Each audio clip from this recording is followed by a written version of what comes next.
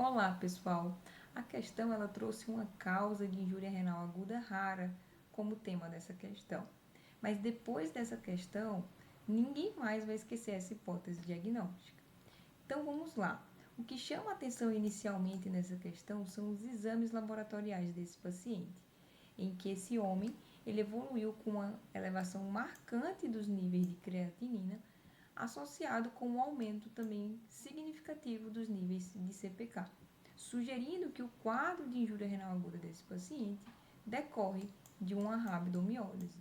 Do ponto de vista clínico, esse paciente também apresenta sinais de lesão muscular. Ele apresenta cervicalgia e mialgia, além de uma urina escura, sugerindo a presença de mioglobina na urina desse paciente.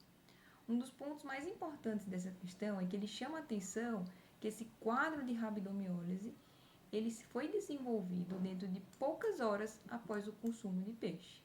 Então, sempre que uma questão trouxer um paciente que desenvolveu rabdomiólise dentro das primeiras 24 horas de consumo de pescado, deve-se suspeitar da doença da urina preta. Mas vamos entender um pouco mais do porquê que essas outras alternativas não são consideradas as melhores respostas para essa questão. Então, trazendo aqui a hipótese de um infarto agudo do miocárdio, se esperava que na questão ele referisse alguns sintomas de um evento cardiovascular, alterações no exame cardiológico que está inteiramente normal, e aqui também não foi descrito alterações na troponina, que é o principal marcador de injúria miocárdica, sugerindo a hipótese mais provável, uma rabdomiólise, pela elevação marcante dos valores de CPK. Quando se fala da hipótese de hipertermia, faltou aqui na questão o principal, que era a elevação da temperatura corporal desse paciente, sugerindo que essa hipótese também é menos provável.